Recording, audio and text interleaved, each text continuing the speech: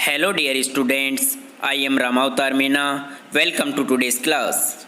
Today we will read first chapter of Geography of CBSE 10th class, Resources and Development. In this chapter we will mainly explain these topics: meaning of resource, type of resource, development of resource, resource planning, conservation of resource, land resource and land use pattern in India, land degradation and conservation measures, soil as a resource and classification of soil, soil erosion and soil conservation. So let us read the first topic is meaning of resources. Everything available in our environment which can be used to satisfy our needs provided it is technological accessible, economically feasible and culturally acceptable can be termed as resources. Dear students, the process of transformation of things available in our environment involve an interdependent relationship between nature, technology and institution. Human beings interact with nature through technology and create institution to accelerate their economic development. So main examples of resources: first rocks, water, sun means sunlight, air, trees, animals and humans also. So let us, dear students, there are mainly two types of resources: natural resources and human resources. Natural resources are resources that exist without action of humankind. For example, water, air, etc. There are also two types of natural resources: renewable resources and non-renewable resources. Again, there are also two types of renewable resources: continuous and biological. Continuous are those that will virtually always exist. For example, winds, water, energy, etc. Biological resources is genetic resources, for example animals, plants, etc. Dear student, two types of biological resources: natural vegetation and wildlife. And again, non-renewable resources also two types: recyclable and non-recyclable. Recyclable resources are those substances which one can reuse in any form again and again after the use. For example, metals, glass, etc. And non-recyclable means cannot be put to use any form again. For example, polythene bags. And human resources, there are also two types of resources: structure and institution, and quantity and quality. So next point, dear students, classification of resources or types of resources. So on the basis of origin, two types of resources: biotic resources and abiotic resources. Dear students, all living things are called biotic resources, for example flora and fauna, livestock, etc. And all non-living things are called abiotic resources, for example rocks and metals. Next, on the basis of accessibility, two types of in this: renewable resources and non-renewable resources. Renewable resources can be renewed and reproduced by physically, chemically and mechanical process, for example solar, wind energy, etc. Non-renewable resources occur over a very long geographical time, for example minerals and fossil fuels. On the basis of ownership, four types in this: individual resources, community resources, national resources, and international resources. Individual resources are owned privately by individuals. For example, many farmers own land which is allotted to them by government against the payment of revenue.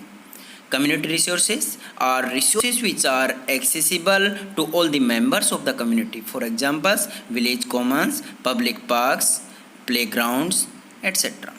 National resources, technically all the resources belong to the nation. The country has legal powers to acquire even private property for public goods. International resources are international institutions which regulate some resources. The ocean's resources beyond 200 km of the exclusive economic zone belong to open ocean, and no individual country can utilize this without the concerns and international resources.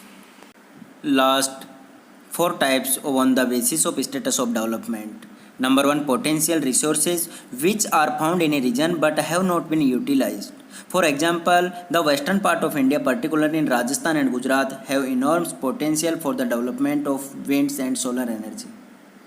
So, development resources, resources which are survive and their quality and quantity have been determined for utilization. Third, stock. Hydrogen and oxygen are included in water but not used properly. Last, reserve. Reserve are subset of the stock which can be put into use with the help of existing technical know-how, but their use have not been started. For examples, dams and forest. Next point now, development of resources. Resources are vital for human survival as well as for maintaining the quality of life. It was believed that resources are free gift of nature. As the result, create major problems for all humans, animals and trees. So, resources planning is essential for sustainable existence for all forms of life. Sustainable existence is a component of sustainable developments.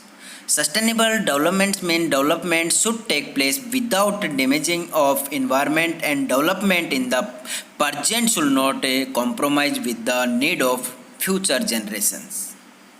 So next point, resource planning. Planning is the widely accepted strategy for judicious use of resources. It is important in a country like India, which has enormous diversity in the availability of resources. There are regions which are rich in certain types of resources but are deficient in the some other regions. For example, the state of Rajasthan is very well endowed with solar and wind energy, but lacks in water resources. This calls for balanced resources planning at the national, state, regional and local levels. Now next point, conservation of resources. Resources are vital for any developmental activities, but irrational consumption and overutilization of resources may lead to socio-economic and environmental problems. Resources conservation at various levels is important. Gandhiji was very apt in voicing in concern about resources conservation in these words: "There is enough for everybody need and not for anybody greed." So resources are enough for everybody, but they have to be used properly. So now next point, land resources and land use. India has land under a variety of relief features, namely mountains, plateau, plains and iceland. About 43% area is plain and mountain area only 30%, and remaining 27% area are plateau in India. So next, land resources are used for the following purpose: for forests, for land not available for cultivation, barren and wasteland including this, and land put to non-agricultural uses, for example buildings, roads, factories. So barren lands and wasteland means the land which cannot be used for cultivation. Other uncultivated land excluding fallow lands. In permanent pasture and grazing lands, second, land under miscellaneous Tree crops grow not included in net sown area. Cultivable waste land left uncultivated for more than 5 agricultural years. Fallow lands. Fallow lands means a piece of land that is normally used for farming but that is left with no crops on it for a season in order to let it recover its fertility is an example of lands that would be described as fallow lands. Current fallow lands and other than current fallow lands include in this current fallow left without cultivation for one or less than one agricultural years, but other than current fallow left uncultivated for the past first 1 to 5 agricultural years. Last, net sown area. Net sown area means is the total area sown with crops and orchard. Area sown more than once in an agricultural years plus net sown area is known a cross cropped area. Understood dear students? Now coming topic is land use pattern in India. Total geographical area of India is 3.28 million square kilometer. Land use data, however, is available only for 93% of the total area because the land use reporting for most of the northeast state except Assam has not been done fully. Some areas of Jammu Kashmir occupied by Pakistan and China have also not been survived. The land under permanent pasture has not decreased. Dear student, in this picture, net sown area is largest 45.26% in this and a forest area only 22.57% and barren and wasteland only 6.29% and current fallow only 7% and area under maize tree crops and groves only 1%, permanent pasture and grazing lands only 3.45% and very different from 1960-61 and 2014-15. So next topic now, land degradation and conservation measures. Main reasons of land degradation. Some human activities such as deforestation, overgrazing, mining and quarrying to have contributed significantly in land degradation. And industrial waste, over irrigation results, water logging leading to increased salinity and alkalinity in the soil. Next, land conservation measures. There are many ways to solve the problems of land degradation. There are afforestation, proper management of wastelands, control of mining activities, and proper discharge and disposal of industries effluents. Now next point is social as a resource and classification of soil. Soil is the most important renewable natural resources. It is the medium of plant growth and support different types of living organisms on the earth. Parent rock or bedrock, climate, vegetation and other forms of life and time are important factors in the formation of soil.